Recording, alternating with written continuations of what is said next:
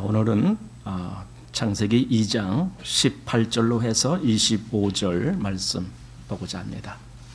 창세기 2장 18절로 해서 25절 말씀까지 우리가 먼저 같이 읽고 말씀 나누겠습니다.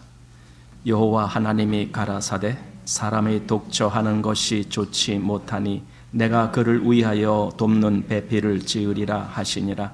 여호와 하나님이 흙으로 각종 들짐승과 공중의 각종 새를 지으시고 아담이 어떻게 이름을 짓나 보시려고 그것들을 그에게로 이끌어 이르시니 아담이 각 생물을 일컫는 바가 곧 그 이름이라.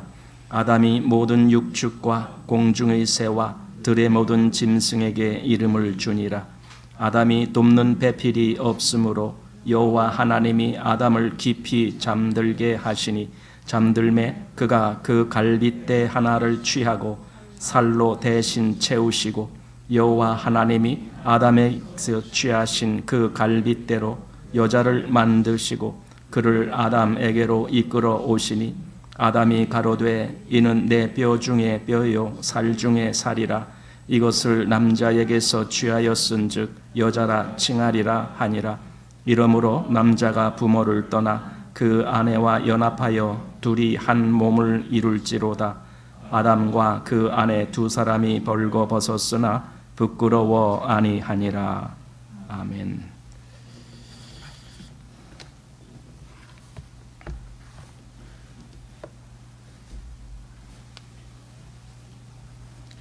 네, 오늘은 2장 이제 18절부터 보게 됩니다. 지난번에 우리가 14절까지 하고 이제 15절에서 17절 말씀은 오늘 안 봅니다. 그것은 이제 다음 3장 할 때에 우리가 같이 볼 겁니다. 그래서 오늘은 곧장 18절부터 보게 됩니다.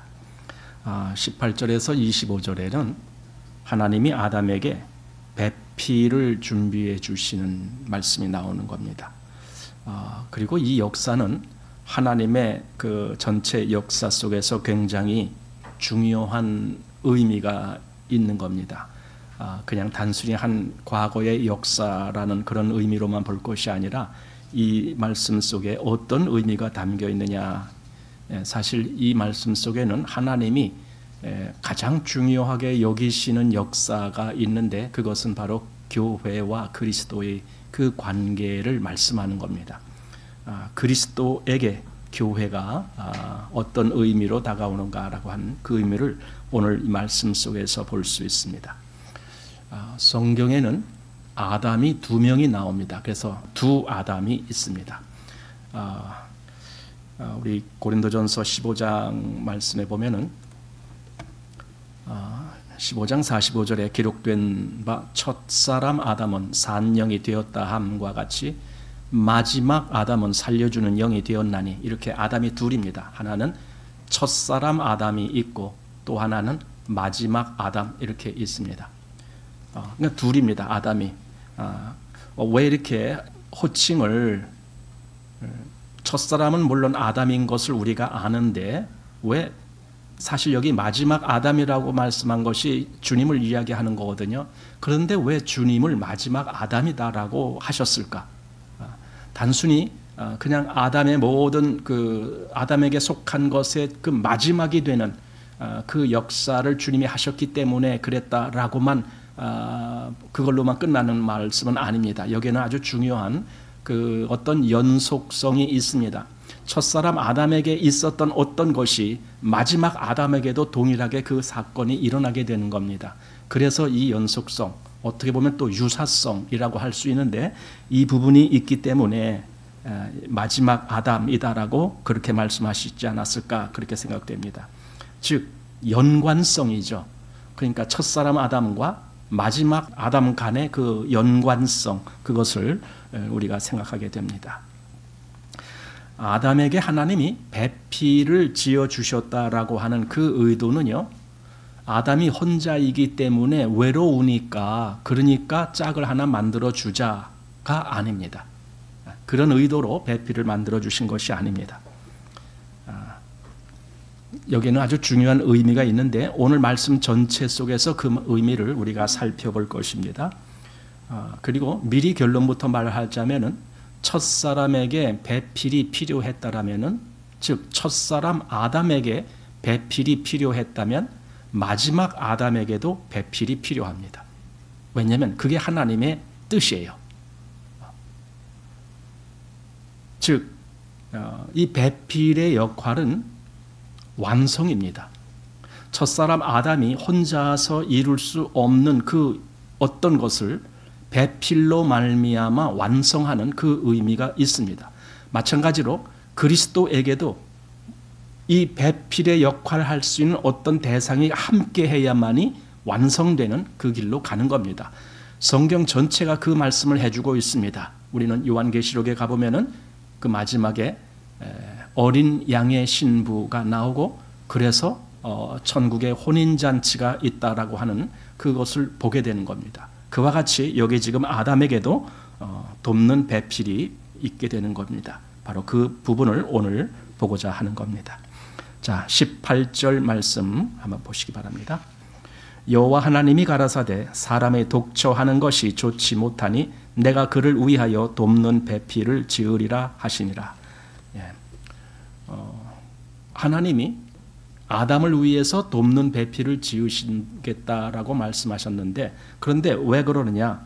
사람의 독처하는 것이 좋지 못하니, 이 좋지 못하다라는 것은 아담이 스스로 평가한 것이 아니고 하나님이 평가하신 겁니다. 하나님의 평가에 사람이 독처하는 것, 즉 혼자 있는 것, 그것은 좋지 못하다, 이렇게 하나님이 평가를 하시고, 그래서 아담에게 배필을 만들어 주신다라는 겁니다. 이 말은 다시 말하면 아담 혼자서라면은 사람의 창조가 완성되는 것이 아닙니다.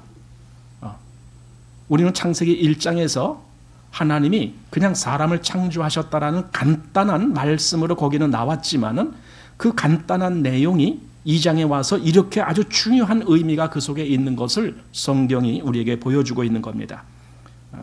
하나님의 이 계획, 창조의 계획은 한 사람으로 완성될 수가 없는 겁니다. 그래서 사람의 독처하는 것이 좋지 못하다라고 말씀하신 겁니다. 이건 다시 말하면 독처하는 것은 하나님의 뜻이 아니다라는 겁니다. 즉 하나님 보시기에 좋지 않다라는 뜻입니다. 하나님의 계획은 하나님이 좋지 않은 그 상태를 그냥 그대로 내버려 둘 수 없는 겁니다. 왜냐하면 하나님은 완전하신 하나님이시기 때문에 그 창조 역사는 하나님 보시기에 좋게 돼야 됩니다. 좋지 못한 상태로 그냥 놔두면 하나님이 부족하신 하나님이 되는 거예요. 그럼 그게 성립이 안 되는 거예요. 하나님 편에서 그 모든 창조의 역사는 하나님 보시기에 좋아야만 되는 겁니다. 그런데 여기 지금 좋지 못하다라는 말씀이 딱 나온 겁니다. 그럼 이것은 하나님이 그냥 내버려 둘 수가 없는 문제입니다. 1장에서 우리가 하나님이 첫째 날부터 시작해서 여섯째 날까지 계속 창조를 하시면서 좋았더라 좋았더라 이런 말씀을 합니다. 그리고 마지막에는 심히 좋았더라라는 말씀으로 말씀하셨습니다. 그런데 우리 1장 31절에 심히 좋았더라라고 말씀하시는데 그 속에는 뭐가 있었길래 심히 좋았다라고 말씀하셨느냐? 우리가 이걸 잘 알아야 됩니다. 왜냐하면은 오늘 우리가 보는 이 2장의 말씀은요, 창세기 1장 27절, 거기 27절 한번 보십시오. 하나님이 자기 형상 곧 하나님의 형상대로 사람을 창조하시되 남자와 여자를 창조하시고 이렇게 말씀했잖아요. 그러니까 1장 27절에는 남자와 여자를 창조하신 거예요. 거기 여자도 이미 나온 거예요. 그러면은 우리가 지금 보는 2장은 1장 27절 그 내용을 이렇게 다시 확대한 거예요. 다시 말해서 2장은 이걸 다시 쏙 이렇게 압축하면은 1장 27절로 들어가야 되는 거예요. 그러니까 시간적인 개념이 그렇다는 겁니다. 그래서 이제 1장 31절에 와서 심히 좋았더라라고 말씀하신 것은 2장에서 그 여자도 다 이미 창조하셔서 아담의 배필이 만들어진 그 상태가 다 완성됐을 때 심히 좋았더라라고 말씀하신 거예요. 이것이 완성되지 못한 상태는 심히 좋았더라라고 하실 수가 없었던 거예요. 그러니까 그 개념을 우리가 잘 알아야 됩니다. 2장은 1장 27절 속으로 쏙 들어가는 거구나. 이렇게. 다시 말하면은 이 2장의 말씀은 1장에 심히 좋았더라라고 하신 그 말씀보다 더 앞선 사건이에요. 2장이. 그러니까 2장이 1장 뒤로 온 것이 아니라 1장 그 마지막 절인 심히 좋았더라라고 하신 그 말씀 있기 그 이전의 상태가 2장이라는 거예요. 시간적인 개념이 그렇습니다. 또 1장 28절 말씀을 보면은 하나님이 그들에게 복을 주시며 그들에게 이르시되 생육하고 번성하여 땅에 충만하라 땅을 정복하라 바다의 고기와 공중의 새와 땅에 움직이는 모든 생물을 다스리라 하시니라 할 때에 하나님이 누구에게 지금 말씀하신다고요? 28절에 누구라고 그랬어요? 그들에게. 아담에게가 아니고 그들에게. 그들은 누굽니까? 아담과 하와를 얘기하는 거예요. 그러니까 27절에 그 말씀 속에 이미 아담과 하와가 다 예비되는 거예요.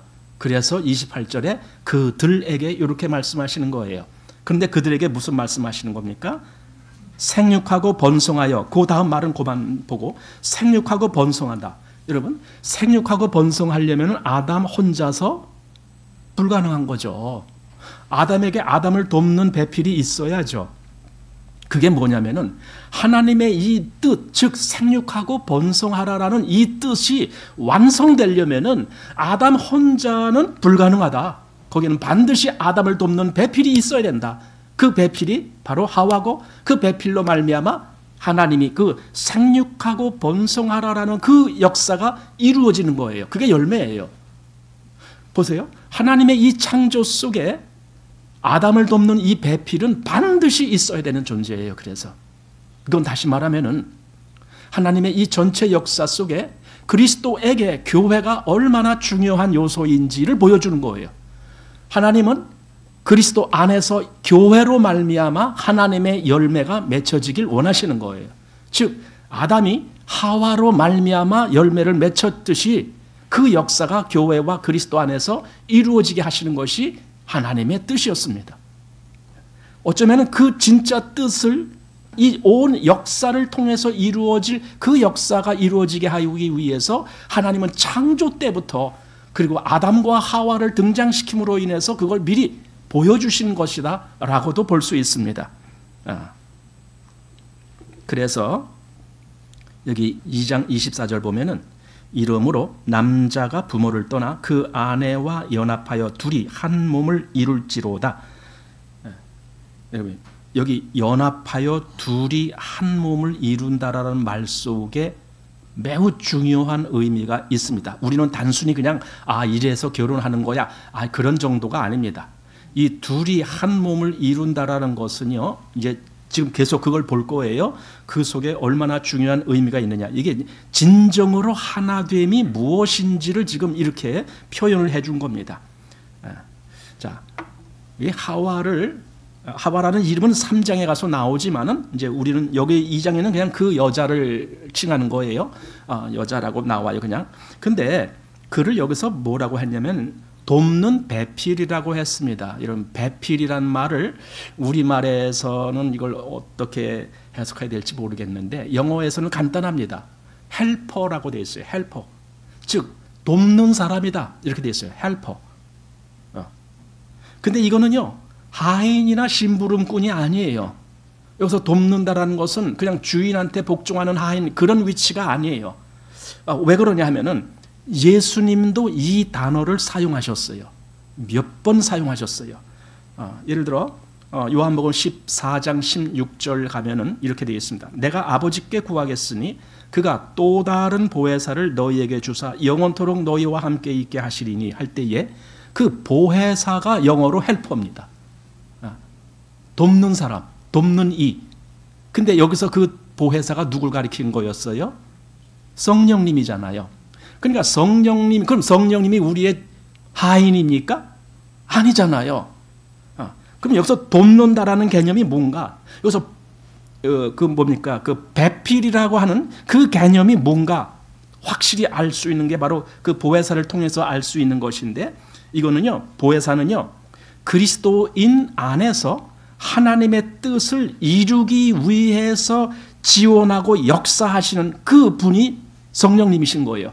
예수님이 내가 떠나가는 것이 너에게 유익이다 라고 말씀하시고, 왜 그것이 유익인지 설명을 하셨는데, 내가 떠나가야만이 또 다른 보혜사가 오셔서, 그래서 그 보혜사는 너희 안에 거하신다 이렇게 말씀하셨어요. 너희 안에 거하실 것이다. 그 말은 우리 안에 성령께서 우리를 어떻게 인도하시느냐, 하나님의 뜻에 맞도록 끌고 가시는 역할을 하시는 거예요. 그 역사를 하시는 거예요. 그게 돕는 자라는 의미예요. 그러니까 아담에게 이 헬퍼라는, 즉 배필이라는 의미는 이렇게 중요한 의미가 있는 거예요. 그냥 옆에서 그냥 보조적인 역할이 아닌 거예요. 실제적으로 아담한테 꼭 필요한 그 어떤 위치에서 아담으로 하여금 하나님의 뜻을 이루는 그 역사를 하게 할 수 있는 그 역할, 그게 배필, 즉 돕는 자다라고 말할 수 있습니다. 예. 그래서 성경에는요, 하나님을 이렇게 돕는 자로 표현하는 대목들이 곳곳에 있는데, 예를 들어 시편, 제가 그냥 읽어만 볼게요. 시편 115편 9절 보면은 이스라엘아 여호와를 의지하라. 그는 너의 도움이시요 너의 방패시로다 할 때 여기 도움이란 말이 나오거든요. 그가 너의 도움이다 하면은 그럼 하나님이 너의 종이시다 그 말은 아니잖아요. 오히려 하나님은 더 위에 계시지만은 너를 도우신다 이렇게 말씀한 거잖아요. 그리고 이 배필이란 말은요, 어떤 면에서는 그래서 남자나 여자나 어떤 상대적인 우월성이나 또는 어떤 열등적인 그런 의미를 포함하는 말이 아니에요. 그러니까 누가 더 우세하고 누가 더 열등하다 그런 의미가 아닙니다. 오히려 하나님의 뜻을 이루는데 둘이 하나가 돼서 그걸 완성시키기 위한 존재들이다 이렇게 보는 것이 옳은 거예요. 하나님의 뜻을 성취하기 위한 협력자 이렇게 보는 것이 옳습니다. 자, 그런데 그럼 남자와 여자의 역할을 그렇게 협력자로만 보느냐 하면은 또 그것도 아니에요. 왜냐하면은 성경은 여러 가지 면에서 남자와 여자의 그 위치를 말씀해 주는 대목이 나와요. 특별히 질서의 면에 있어서 그런 거예요.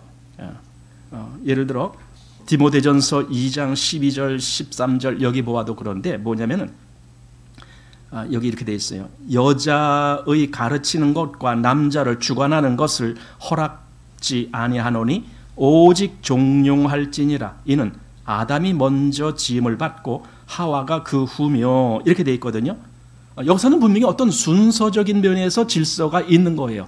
아까 우리가 그냥 그 돕는 배필이라고 할 때에 거기서는 그 둘이 합해야만이 하나님의 뜻이 이루어진다라는 의미에서 그렇게 어떤 대등한 위치의 역할을 말씀했지만, 그러나 여러 그 어떤 단체적인 면에 있어서는 거기서는 질서를 의미하는데, 그땐 이 성경은 뭘 말씀하느냐 하면은 여자가 가르치는 것과 남자를 주관하는 것을 허락지 아니한다 이렇게 말씀했어요. 그러면서 그 이유를 아담이 먼저 지음을 받고 하와가 그 후기 때문에 그렇다 이렇게. 그러니까 지음을 받은 것이 아담이 먼저였고 하와가 그 후기 때문에 이 순서는 질서의 면에 있어서 필요하다라는 뜻입니다.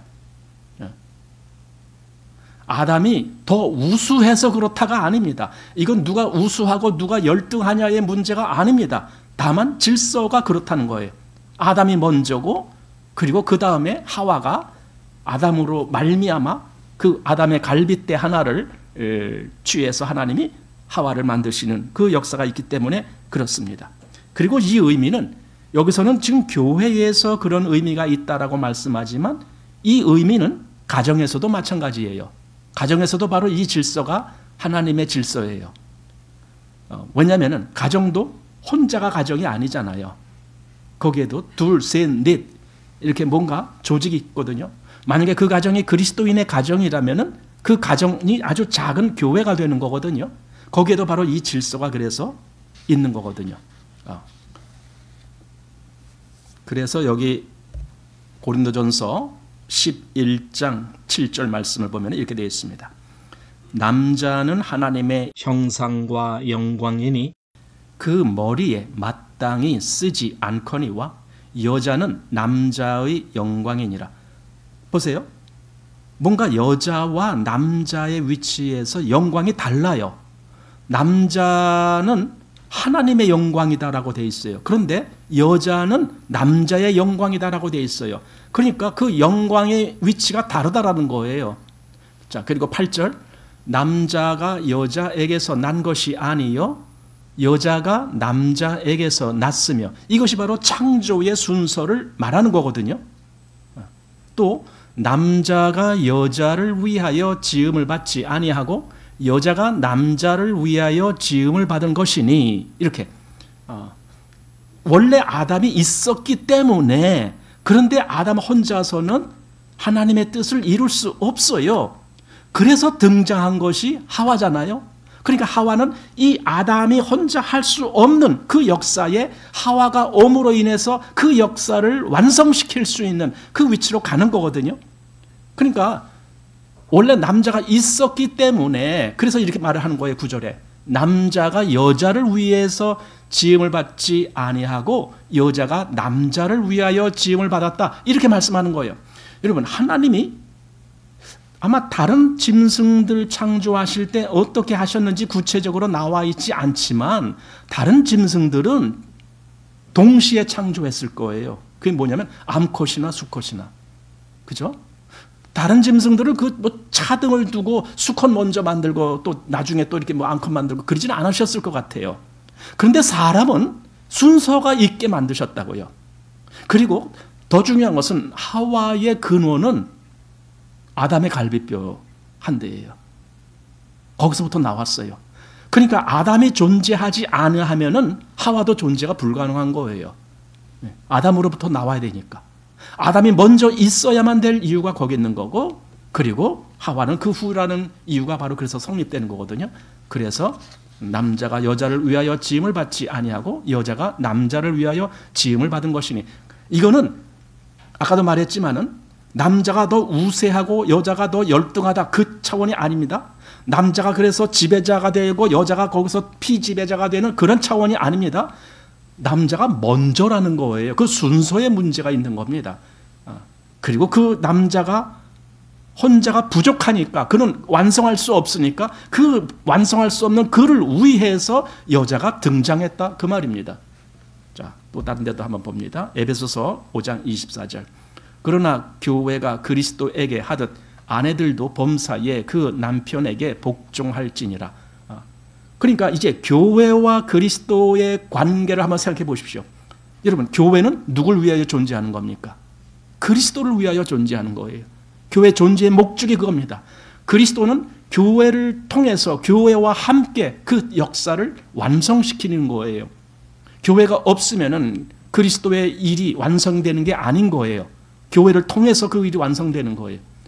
마찬가지로 아내들도 남편에게 그 관계가 있다라고 성경은 설명하는 겁니다. 또 고린도전서 11장 11절 말씀 보십시오. 그러나 주 안에는 남자 없이 여자만 있지 않고 여자 없이 남자만 있지 아니하니라. 이걸 그러니까 이게 똑같다, 지금 그 차원 말하려고 이 말씀 있는 것이 아닙니다. 남자나 여자나 혼자서는 완성이 아니다. 그건 미완성이다, 지금 그 말이에요. 그래서 반드시 같이 있어야 된다, 지금 그 말입니다. 주님 안에서는 이 역사가 반드시 있어야 된다. 바로 주님이 그리스도에게는 교회로 말미암아 그 완성되는 그 역사가 있기 때문에 그렇게 말하는 겁니다. 그래서 하나님이 바로 그 역사를 하시려고 아까 뭐라고 했어요? 내가 그를 위하여 돕는 배필을 지으랴. 내가 그렇게 하겠다. 하나님이 그렇게 하시겠다라고 말씀하시는 거예요. 그러니까 이건 하나님의 역사다, 그 말입니다. 이 배필이 준비되어야 하는 것은 하나님의 뜻이다. 이건 다시 말하면은 그리스도에게 그리스도의 신부가 준비되어야 되는 것, 그건 하나님의 뜻이다, 이렇게 보는 거예요. 자, 이제 19절 말씀 보십시오. 여호와 하나님이 흙으로 각종 들짐승과 공중의 각종 새를 지으시고 아담이 어떻게 이름을 짓나 보시려고 그것들을 그에게로 이끌어 이르시니 아담이 각 생물을 일컫는 바가 곧 그 이름이라. 18절에는 돕는 배필을 지으리라 이렇게 말씀하시고는, 그러면 돕는 배필을 지어야 되잖아요, 그 다음에. 근데 곧장 배필을 지었다는 말이 아니고 왜 다른 짐승들을, 사실 짐승들은 여기서 이때 만들어진 것이 아니에요. 짐승들은 오히려 아담보다도 더 먼저 만들어졌잖아요. 다만 그 만들어진 짐승을 지금 아담에게로 다 이렇게 오게 했단 말이죠, 하나님이. 그리고 아담 앞으로 다 지나가게 하신 거예요. 그 앞에 18절과 보면은 어쩌면은 그거예요. 아담아, 이 짐승들이 지금 네 앞을 지나가고 있는데 네 배필이 될 만한 그 존재가 있는지 한번 찾아봐라. 아마 그런 의미도 있는 것 같아요. 나중에 하나님이 그 하와를 지으시고 하와를 아담에게로 이끌어 오셨을 때에 그때 아담은 눈이 번쩍했죠. 그러면서 이는 내 뼈 중에 뼈요 살 중에 살이다 이렇게 말했잖아요. 근데 짐승들이 지금 하나님이 짐승들을 이끌어서 아담 앞으로 지나가게 하시는데 그때는 전혀 그런 말이 없어요. 오히려 뭐 하고 있어요?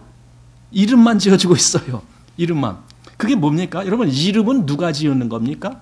원래 이름은요, 그 주인이 지어야 되는 거예요. 그러면 온 피조물의 주인은 누구셔요? 하나님이신 거예요. 하나님이 그 각각의 이름을 지으시는 것이 마땅합니다. 그런데 하나님이 그 하나님의 모양과 형상을 따라 창조된 아담에게 그 하나님의 권세를 나눠주신 거예요.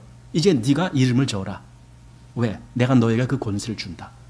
너는 나를 닮은, 하나님을 닮은 존재지 않느냐? 그러니 너도 능히 그 감당을 할 수 있을 거다. 그러니까 네가 이름을 지어라. 그래서 아담이 이름을 짓는다고요. 근데 문제는 그 많은 짐승이 지나가도 아담을 돕는 배필이 없다라고 되어 있어요, 성경에.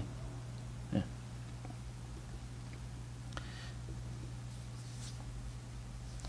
자, 그래서 이제 20절 말씀을 한번 보십시다. 아담이 모든 육축과 공중의 새와 들의 모든 짐승에게 이름을 주니라. 여기까지 하고 끝이 아니고 그 다음 계속 이어집니다. 아담이 돕는 배필이 없으므로 이렇게 되어 있습니다. 원래 아담이라는 말은 히브리어에 아다마흐라는 그런 단어에서 왔는데 그 아다마흐라는 단어는 흙이라는 뜻입니다. 또는 땅이라는 뜻입니다. 그러니까 아담이라는 이름 자체가 흙으로 만들어진 거잖아요. 원래는 그 물리적인 존재가 흙이잖아요. 그래서 그를 아담이라고 부른 거예요. 넌 흙이야. 나중에 이제 저주받을 때에 창세기 3장에 가면은 너는 흙이니 흙으로 돌아갈지니라 이렇게 말씀하시거든요. 그러니까 그 아담이라는 이름 자체가 흙이라는 의미를 갖고 있는 거예요. 그런데 사람이라는 존재가 흙으로 됐기 때문에 나중에는 아담이라는 존재가 사람이라는 의미로도 쓰이고 이제 이렇게 되는 겁니다.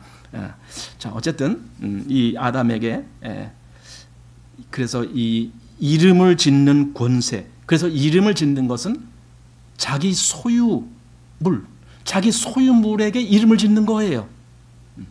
우리 이제 구약에 보면은요, 특별히 그 창세기 보면은 각종 이름을 짓는 것이 나와요.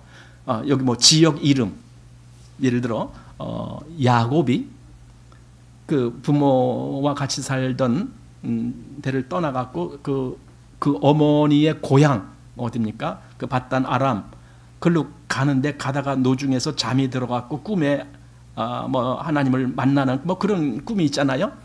천사가 오르락내리락 하는 꿈, 그걸 보잖아요. 그러면서 그가 깨어서 뭐라고 했느냐? 여기가 바로 하나님의 전이구나. 그러면서 그 이름을, 이 장소의 이름을 벳엘이란, 벳이라는 말은 히브리어의 집이라는 뜻이에요. 집.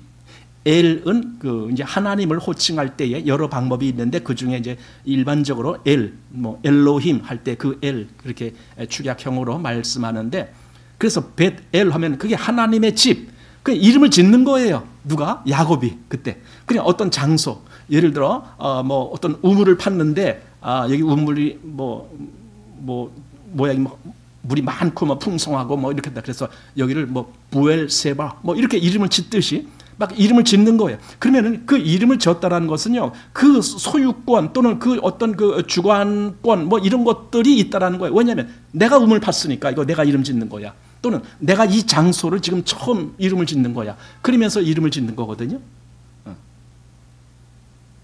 아담이 그 모든 피조물에게 이름을 지어줬다라는 거예요. 그러니까 하나님이 네가 다스리며 지켜라 라고 하실 때의 그 말씀대로 그냥 아담에게 응하게 하신 거예요. 이제 네 소유야. 이 온 땅에 있는 그 모든 것이 다 네 소유야. 그러니까 네가 이름을 짓는 거야. 그래서 소유, 소속, 또 지배 이런 것을 나타낼 때 이름을 짓게 하는 겁니다.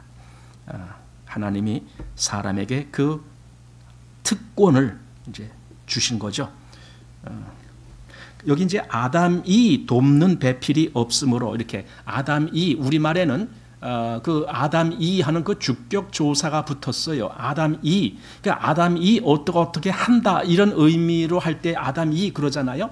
그런데 원칙상은 여기 이제 이 주격 조사가 붙는 것보다는 차라리 이렇게 아담에게 또는 아담을 위하여 영어 버전은 대개 그렇게 돼요. 아담을 위하여는 돕는 배필이 없었다. 이렇게 하는 말씀이 나옵니다. 그러니까 우리말에는 아담이 했기 때문에 약간 해석하기가 좀 그런데 이것은 아담을 위하여는 돕는 배필이 없다. 그렇게 하는 것이 더 좋겠다라는 겁니다. 즉 하나님이 아담에게 그 모든 짐승들을 지나가게 하시는 그 의도 속에는 아담아 네가 얼마든지 한번 네 마음에 드는 배필이 있는지 살펴봐라 라는 그런 의미가 있었다라고 보는 거고, 그러나 아담은 전혀 그 배필을 찾질 못했기 때문에 그냥 이름만 지어줬다 이 말씀만 있는 겁니다. 왜 그러느냐, 왜 아담이 그 짐승 속에서 자기 돕는 배필을 찾질 못했을까? 이유는 자기와 다르기 때문에 그렇죠. 다르다는 거예요. 본질이 다르다. 왜냐하면 아담은 똑같이 흙으로 지음을 받았다 할지라도 아담에게는 뭐가 있어요? 하나님의 생기가 들어와 있잖아요. 그래서 무슨 말씀을 했어요? 앞에서 하나님의 형상과 모양, 즉 하나님을 닮은 어떤 기질을 갖고 있는 것이 아담이란 말이에요. 그러니까 흙으로 지은 건 똑같다 할지라도 하나님은 그 속에 생기를 불어넣으셨다라고 되어 있고, 그 생기는 곧 하나님의 생명의 속성을 갖고 있는 것이고, 그것은 곧 하나님을 닮은 의미를 내세우는 건데, 근데 어느 짐승에게도 그런 것은 없었어요. 그러니까 아담은 자기와 동일한 어떤 동질감을 느낄 수 있는 대상이 없었던 거예요. 자기와 같은 그 대상이 없었다라는 거예요. 그러니까 돕는 배필을 찾지 못한 거죠. 아마 나중에 이제 우리가 하와가 아담의 갈빗대 하나로 지음을 받을 때 그건 뭡니까? 아담의 갈빗대라는 말은 하와의 그 본질이 아담과 똑같은 거잖아요. 왜? 나중에 아담이 그래. 이는 내 뼈 중에 뼈요, 살 중에 살이다. 그 말이 뭡니까? 나와 똑같다 그 말이야. 본질이 나와 똑같아. 왜? 내 뼈고 내 살이니까. 이건 대단한 중요한 의미가 이제 나중에 교회와 그리스도의 관계에서 나오는 거예요. 여러분, 교회는 뭡니까? 그리스도와 똑같은 기질을 가져야 돼요. 교회의 시작은 그리스도로부터 말미암아야 돼요. 그리스도로 말미암아 그리스도의 그 사실은 십자가가 그래서 중요한 거거든요. 십자가 이후래야 그것이 성립이 되기 때문에 그래요. 물론 하나님을 믿는 사람은 십자가 이전에도 있었어요. 하지만 교회라는 그 역사의 시작은 십자가 이후라야만이 그 역사가 이루어지는 거예요. 왜? 성령으로 말미암아 성령이 우리 안에 믿는 자 속에 들어가야만이 그가 결국은 그리스도와 동일한 기질을 갖게 되는 거예요. 그리스도를 닮은, 즉 그리스도로 말미암았기 때문에 그리스도와 동일한 성품, 동일한 어떤 기질 이런 것을 갖게 되는 거예요. 나중에 하와가 아담으로부터 나왔기 때문에 아담과 동일한 거예요. 그러니까 내 뼈 중에 뼈요, 내 살 중에 살이다라고 말한 것은 나와 같다 이거예요. 나와 똑같구나. 그러니까 너는 나의 배필이다. 이거거든요. 그러나 짐승 중에는 똑같은 대상이 하나도 없었잖아요. 배필이 될 수 있는 게. 자, 여기 21절 보십시오. 여호와 하나님이 아담을 깊이 잠들게 하시니 잠들매 그가 그 갈빗대 하나를 취하고 살로 대신 채우시고, 이렇게 되어 있습니다. 갈빗대라고 말했지만은 또 어떤 책에는 그 옆구리에서 이렇게 하는 게 더 옳다. 예, 옆구리. 머리 위도 아니고 저 발바닥 있는 데도 아니고 이 옆구리 그 중앙 부분 중심에서, 이것은 다시 말해서 하와는 아담의 중심에서부터 말미암았다라는 의미, 즉 대등한 위치다. 저 발바닥에서부터 말미암았으면 뭔가 열등한 위치다, 이렇게 말할 수도 있겠지만 그게 아니다. 대등한 위치다. 그런 의미에서 갈빗대 하나를 취해서 이제 하와를 만드신다 이겁니다. 온 피조물 중에 아담을 포함하는 온 피조물이 다 흙으로 만들어집니다. 그러나 유일하게 하와는 아닙니다. 하와만 흙이 아니고 아담의 갈빗대로 만들어집니다. 가장 특별한 존재가 하와죠. 그런데 이 특별한 존재가 교회도 마찬가지입니다.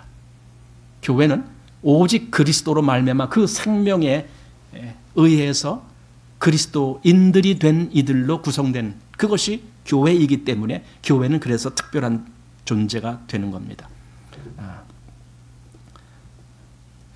즉 이건 어떻게 보면은 빼도 박도 못한 증거다. 뭐 우리 그런 말 하잖아요. 확실하게 아니 아담의 갈빗대로부터 뭔가가 만들어졌다라면은 이는 완전히 아담과 동일한 거야. 본질상 이건 유전적으로도 똑같아. 그렇잖아요. 유전적으로 똑같을 거 아닙니까? 왜냐하면 아담의 갈빗대로 만들어졌으니까 하와의 그 유전자나 아담의 유전자나 똑같을 거 아닙니까?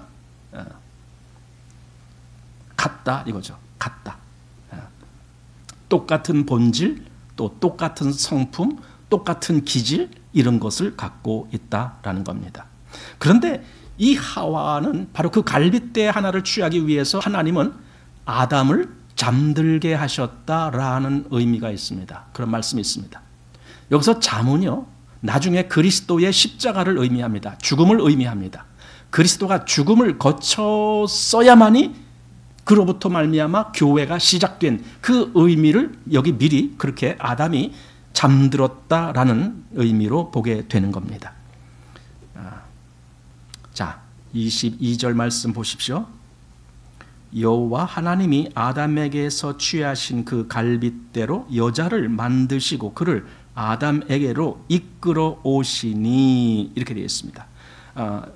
전에 앞에서 19절에서 하나님이 그 각종 짐승들을 그에게로 이끌어 이르시니, 거기도 이끌어 오셨다라고 되어 있고 여기 지금 또 이끌어 오시니, 이렇게 똑같은 상황입니다. 그런데 이때 아담의 반응은 달랐습니다.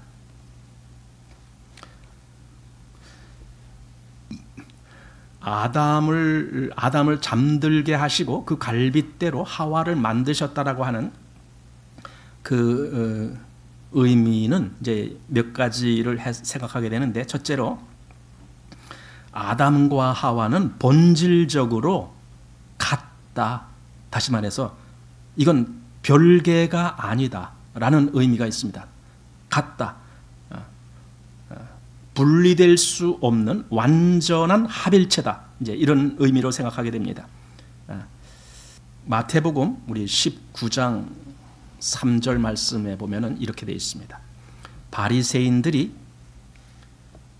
예수께 나와 그를 시험하여 가로되 사람이 아무 연고를 물론하고 그 아내를 내어 버리는 것이 옳으니까? 예수께서 대답하여 가라사대 사람을 지으신 이가 본래 저희를 남자와 여자로 만드시고 말씀하시기를 이러므로 사람이 그 부모를 떠나서 아내와 합하여 그 둘이 한 몸이 될지니라 하신 것을 읽지 못하였느냐?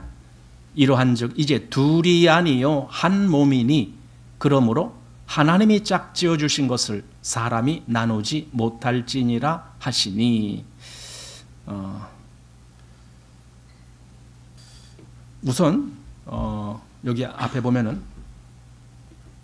4절 5절 말씀에 5절에 그랬죠. 말씀하시기를 이러므로 사람이 그 부모를 떠나서 아내에게 합하여 그 둘이 한 몸이 될지니라. 이 말씀이 어디 나오는 거예요? 지금 창세기 우리 2장 24절이죠. 예, 24절. 그러면은 이 24절 우리가 창세기를 보면은 이 24절은 누가 말한 걸까? 이 창세기를 기록한 모세가 말한 걸까? 아니면 하나님이 말씀하신 걸까? 했는데 지금 마태복음을 보니까 이건 하나님이 말씀하신 거네. 이렇게 되는 거예요. 왜냐하면 여기 말씀하시기를 그랬잖아요. 하나님이 이 말씀하셨어. 뭐라고? 사람이 그 부모를 떠나서 아내에게 합하여 그 둘이 한 몸이 될지라. 이렇게 하신 분이 하나님이셔. 지금 그 말이잖아요. 예수님이. 그래서 여기 이러한즉 이제 둘이 아니요 한 몸이다. 하나가 됐다. 이거 하나. 동질성이 있어야 하나가 되는 거예요. 바로 이것이 하나님이 지금 뭔가 역사하시고자 하는 그 목적이 여기 있다라는 겁니다. 그런즉 이제 둘이 아니요 한 몸이니 이렇게 합니다. 즉 하나님은 이 완성된 하나를 원하시는 거예요. 결혼은 우리 인간들이 결혼한데 이 결혼은 지금 이 창세기 2장에서부터 시작됐잖아요. 창세기 2장의 결혼은 인간에게 세워진, 즉 하나님이 인간을 위해서 세운 그 어떤 많은 제도 중에서 가장 먼저 나온 것이 결혼이에요. 결혼 제도를 제일 먼저 말씀하신 거예요. 다른 어떤 것보다도, 율법보다도, 뭐 교회의 어떤 역사보다도 제일 먼저 말씀하신 것이 결혼의 문제입니다. 둘이 하나가 되라 이거예요. 그만큼 중요한 문제다라는 겁니다. 그렇지만 아까도 말씀드렸듯이 그렇다고 해서 한쪽이 뭐 우월하고 한쪽이 또 열등하냐? 전혀 그런 차원이 아니다. 그럼 뭔가 둘이 합하여 한 몸을 이룬다. 무엇 때문에 하나를 이루어야 되느냐? 거기에 하나님의 목적이 있다. 하나님이 뜻하신 것에 대한 목적이다. 그 목적, 하나님의 영광이죠. 그것은 그 영광을 위해서 둘이 하나가 되어야 되는 거예요. 아담이 하나님의 영광을 위해서 하와가 필요했던 거예요. 하와는 아담이 하나님의 영광을 위해서 하지 못하는 것을 하와가 가서 완성을 이루는 거예요. 이것이 아담과 하와가 하나가 되는 그 위치입니다. 자, 이제 23절 말씀 보십시오.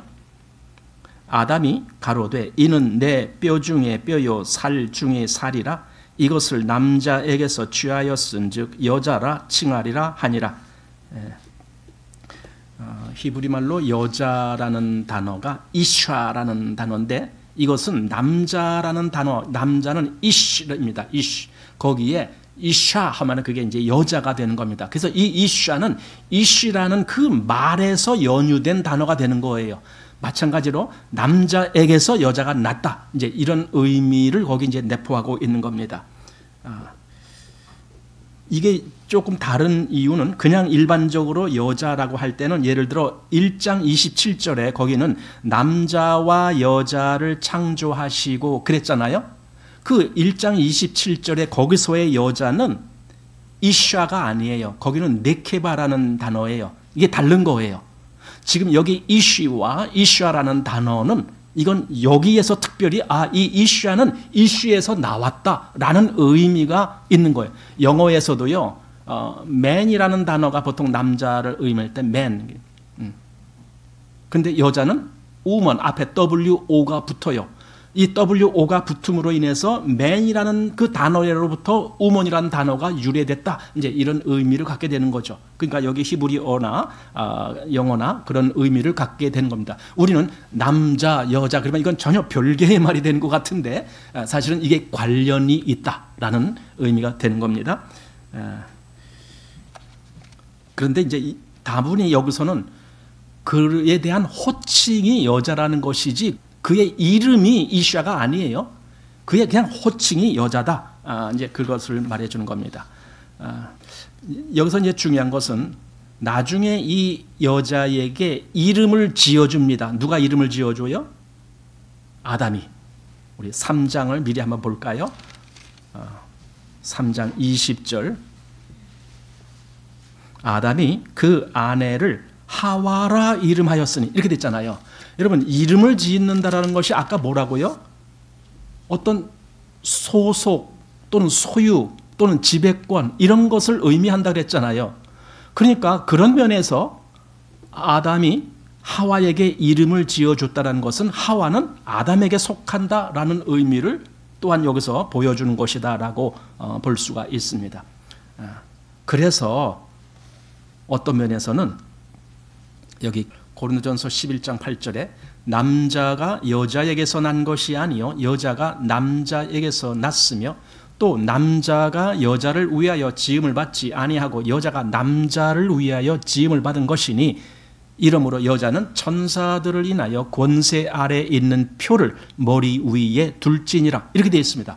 다분히 이것은 이제 질서의 문제가 여기 나오는 거죠. 왜냐하면은 하와라는 이름을 지어준 것은 아담이니까 아담의 위치와 하와의 위치는 이 질서적인 문제가 있다라는 겁니다. 자, 그 다음에 이제 에베소서 1장 23절 말씀 보면 이렇게 되어 있습니다. 교회는 그의 몸이니 만물 안에서 만물을 충만케 하시는 자의 충만이니라. 아까 이제 이 아담에게 하와라는 그 위치, 즉 돕는 배필이라고 하는 그 위치가 왜 중요하느냐라고 했을 때 우리는 그리스도와 교회의 위치를 지금 생각하게 되는데 여기 보십시오. 교회는 그의 몸이라는 거예요. 몸. 하와는 누구의 몸이에요? 아담의 몸이에요. 왜냐하면 아담의 갈빗대로 지었으니까. 흙으로 지음받지 아니하고 아담의 갈빗대로 지음을 받았으니까 하와 자체가 아담의 몸이에요. 여러분 이해가 됩니까 그게? 교회는 그의 몸이에요. 그리스도로부터 나온 거예요. 그 생명이 근원이 그리스도예요. 비록 우리 존재는 우리 육신은 아담의 후손으로 와 있지만 우리에게 생명이 오게 한 그 근원은 그리스도의 십자가로부터 죽음으로부터 말미암은 거거든요. 그래서 우리에게는 그리스도의 생명이 온 거예요. 그러니까 교회는 그의 몸인 거예요. 그리스도의 몸인 거예요, 교회가. 그리고 만물 안에서 만물을 충만케 하시는 자의 충만이니라. 바로 이 충만을 위해서 교회가 그리스도의 몸이 된 거예요. 그렇게 돼야만 되는 거예요. 교회와 그리스도는 그래서 본질이 같아야 되는 거예요. 그래야 하나가 돼요. 본질이 같아야. 아담이 이는 내 뼈 중에 뼈요 살 중에 살이라. 그 말이 뭔가? 완전히 나네, 나. 내 몸이네. 그 말이잖아요. 내 뼈 중에 뼈요 살 중에 살이다. 내 몸이 그대로네. 예수님이 교회를 보고 내 몸이다 이렇게 말씀하시잖아요. 교회가 그의 몸이니까.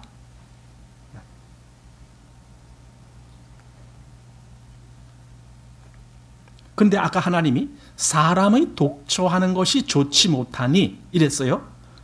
그러면은 이 말은 지금 그리스도에게 그 말씀을 대응해서 해석해 본다면 그리스도 홀로 계시는 것이 좋지 못하니 그 말이나 똑같아요. 하나님의 계획 속에는 그리스도에게 그 돕는 배필, 즉 신부가 있어야 돼요. 그래야 좋은 거예요. 보시기에 심히 좋았더라 이렇게 되는 거예요. 하나님은 반드시 그렇게 하셔야 돼요. 근데 여기 배필이 없으면 좋지 못하니 이렇게 돼버리는 거예요. 그래서 그리스도에게 교회가 그런 위치에 있다. 아담이 그 여자가 자기한테 오는 것을 보고 너무 기뻐했잖아요. 너무 기쁜 거예요. 그래서 이는 내 뼈 중에 뼈요 살 중에 살이다 그랬던 거예요. 여러분 교회는 그리스도의 기쁨인 거예요. 그리스도가 교회를 얼마나 기뻐하는지, 하나님이 교회를 얼마나 기뻐하시는지 우리 스바냐서 보면은 3장 17절 너희 하나님 여호와가 너희 가운데 계시니 그는 구원을 베푸실 전능자시라. 그리고 그가 너로 인하여 기쁨을 이기지 못하여 하시며 너를 잠잠히 사랑하시며 너로 인하여 즐거이 부르며 기뻐하시리라. 정말 하나님은 그리고 우리 주님은 교회를 그렇게 기뻐하실 거예요. 바로 그 모습을 아담이 그 하와를 보고 이는 내 뼈 중에 뼈요 살 중에 살이다라고 하신 그 말과 연결이 돼서 보게 됩니다. 자, 이제 본문 다시 24절 말씀 보겠습니다. 이러므로 남자가 부모를 떠나 그 아내와 연합하여 둘이 한 몸을 이룰지로다. 아까 미리 마태복음에서 보았듯이 이 말씀은 하나님이 하신 말씀이다라는 거예요. 그걸 우리가 미리 보았습니다.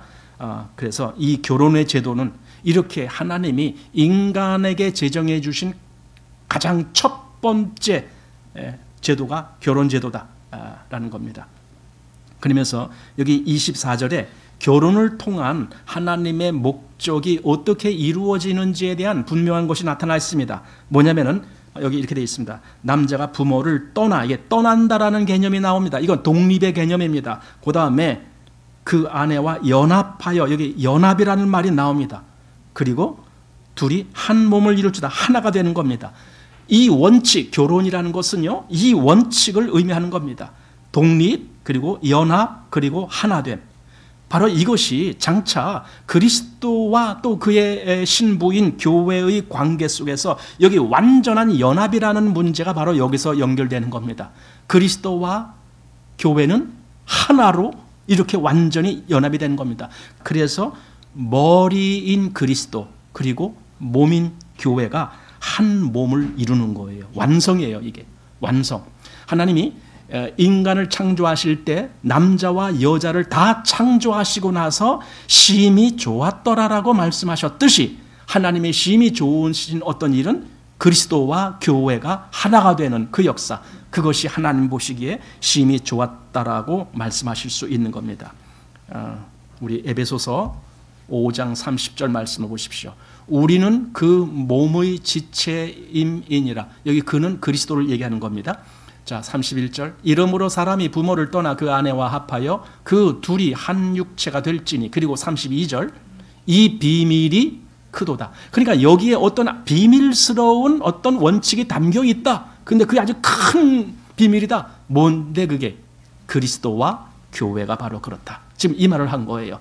그러니까 이 사람의 어떤 남녀의 결혼이라는 그 문제는 단순히 인간적인 문제가 아니고 여기에 하나님의 역사의 문제가 그 의미가 담겨 있다. 근데 그 의미가 뭔데?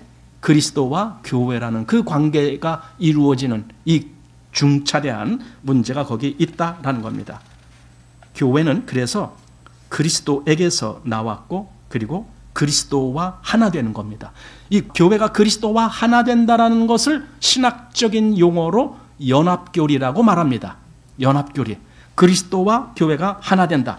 우리 고린도전서 6장 17절에 주와 합하는 자는 한 영이다. 하나가 됐다는 의미입니다. 여러분 이렇게 말할 때 에이, 이거 그냥 이론적으로만 그런 것이지 무슨 한 영이야 이렇게 생각하실 분 있을지 모르겠습니다. 하지만 하나님은 하나를 만드시는 걸 원하시는 거예요. 한 영이다.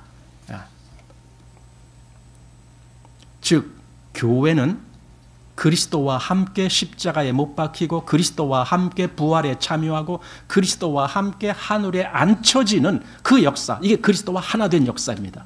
이게 신학적으로 연합교리라고 하는 말입니다. 주님도 이 연합교리에 대해서 주님이 십자가에 못 박히시기 전에 미리 그 말씀을 하신 대목이 있습니다. 우리 요한복음 14장 20절 보면은 그날에는 내가 아버지 안에 그리고 너희가 내 안에 내가 너희 안에. 이게 뭡니까? 이게 연합이라는 거예요. 이게 하나가 되는 거예요. 이 말씀을 미리 하셨습니다. 그리고 15장에도 15장 4절 내 안에 거하라 나도 너희 안에 거하리라. 이게 뭡니까? 이게 연합이잖아요. 너희가 내 안에 거해. 그리고 내가 너희 안에 거해. 이게 그러니까 이건 물리적으로는 설명할 수가 없는 부분이에요. 그런데 영적으로는 이게 연합을 의미하는 겁니다. 그래서 5절 나는 포도나무여 너희는 가지니 저가 내 안에 내가 저 안에 있으면 이 사람은 과실을 많이 맺나니 이렇게 되는 겁니다. 즉 아담 혼자서는 아무런 과실을 맺을 수가 없지만 하와가 있음으로 인해서 과실이 맺어지는 것처럼 교회가 그렇다. 그리스도와 교회가 바로 그 위치에 있다라는 겁니다. 자, 25절 말씀 봅니다. 아담과 그 아내 두 사람이 벌거벗었으나 부끄러워 아니하니라. 뭐 이런 얘기를 여기 왜 써놨을까 할 텐데, 여러분 부끄럽단 말은 이제 히브리어로 부시라는 그런 단어를 쓰는데 부끄러워 아니한다라고 했는데, 여러분 부끄러운 것은요 여기 이 두 사람이 지금 3장에서 타락되기 이전의 상태입니다. 이때는 부끄러움이 없었어요. 전혀 옷을 안 입었어도, 두 사람이 옷을 안 입었어도 벌거벗었다고 해도, 이건 다시 말하면요, 수치를 느끼지 않는다라는 거예요. 왜 수치가 없느냐? 내 안에 악이 드러나지 않고 악이 없는 상태에서는 수치될 게 하나도 없는 거예요. 사람들에게는 왜 우리가 부끄러움을 느끼고 왜 우리가 수치력이냐, 내 잘못, 내 어떤 악, 이런 것이 있기 때문에 부끄러워하는 거예요. 인간은. 예를 들어 짐승들 보십시오. 짐승들 옷 안 입어요. 근데도 짐승들이 부끄러워합니까? 어떤 면에서 짐승들은 그래서 짐승에게 악이 없는 거예요. 왜냐하면 짐승들은 그냥 본능으로 사는 거니까. 인간에게만 특별히 그러한 어떤 기능이 주어진 건데, 인간들은 수치를 느끼고 부끄러움을 느끼고 악을 느끼는 그런 것이 있습니다. 왜 그러냐면은 내 안에 악이 있기 때문에 그래요. 잘못이 있기 때문에. 그걸 큰 말로는 죄라고 말하는 거예요. 내 안에 죄가 있으니까 부끄러운 거예요. 누구한테 내가 보이기 싫은 거예요.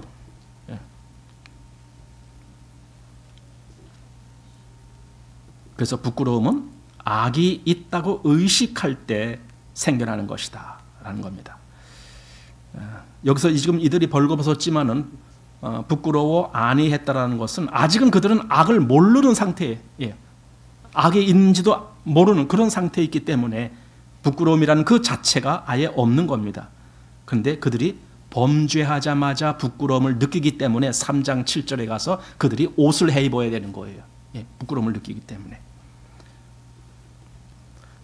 그들은 이렇게 뭔가 감각적인 충동과 또는 어떤 욕망에 이끌려서 하나님의 이 거룩한 명령, 먹지 말라라고 한 이 명령을 거스르는 그런 일을 하는 거죠. 그리고 이 어떤 충동과 욕망을 갖게 한 자가 바로 사단이고, 인간이 그렇게 돼버렸어요. 사단한테 종속이 돼버려서 사단을 따라가는 존재가 돼버렸습니다. 결국은 정상적인 영 그리고 정상적인 육의 어떤 상태가 파괴되는 거죠. 죄로 말미암아. 이 죄, 이 악은 인간 속에서 스스로 만들어진 것이 아니고 외부에서 온 거예요. 그래서 로마서 5장 12절에 보면은 한 사람으로 말미암아 죄가 세상에 들어오고 그랬잖아요. 죄는 들어온 거예요. 외부에서부터 온 거예요. 원래는 인간들은 여기 부끄러워하지 아니했다라고 했잖아요. 그러면 수치가 없었다. 인간 속에서는 원래 그랬어요. 수치가 없었어요. 그런데 사단으로 말미암아 죄가 들어오기 때문에 수치가 생긴 거예요. 인간들은 그걸 알게 돼 있어요. 아, 이것은 나에게 수치구나. 아, 그걸 알아요. 하나님이 인간에게 그런 것 분별할 수 있는 능력을 주셨어요. 양심이라는 것도 주셨어요. 그래서 인간은 알아요. 이건 나의 수치구나.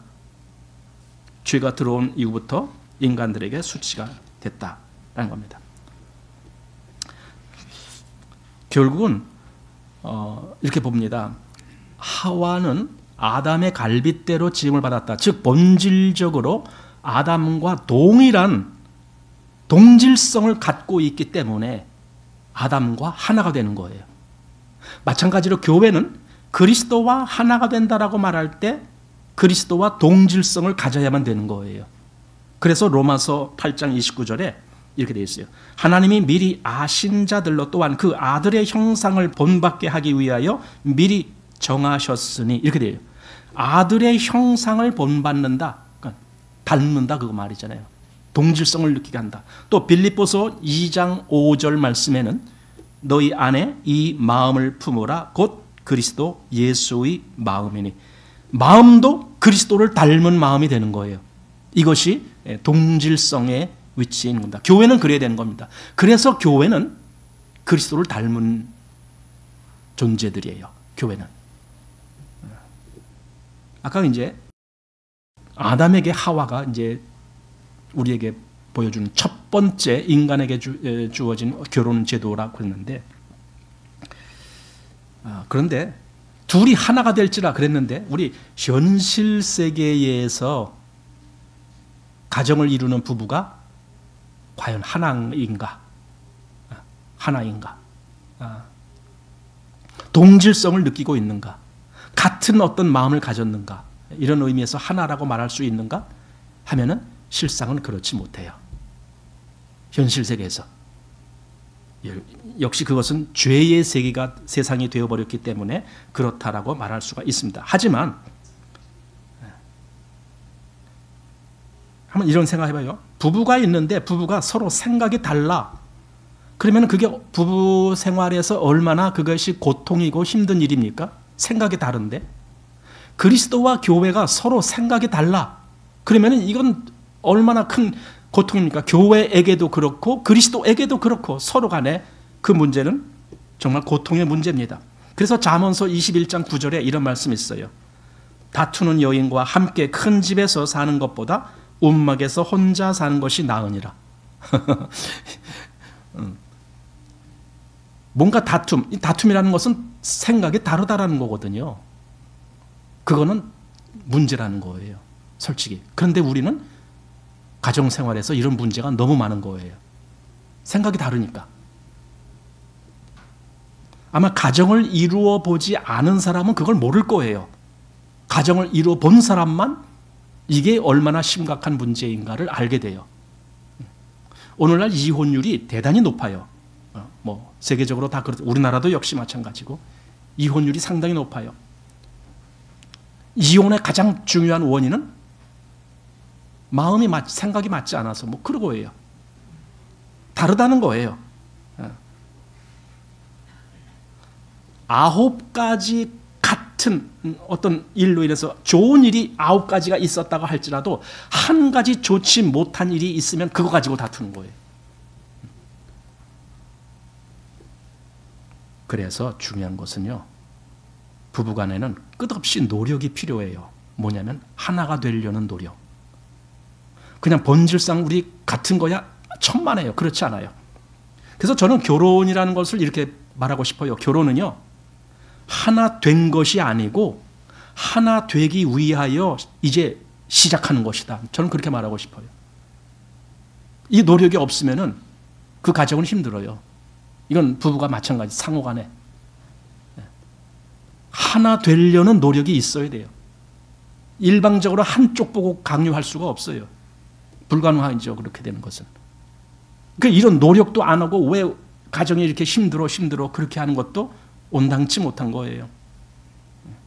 부부는 이 결혼이라는 것을 통해서 결혼이 우리는 명목상으로는 둘이 하나가 됐다라고 선포를 하지만 실제적으로는 하나가 되려고 노력을 해가야 되는 거예요.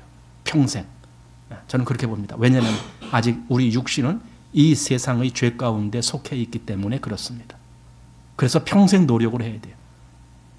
완성된다라는 기대를 하진 못하더라도 최소한 노력을 해가는 거예요.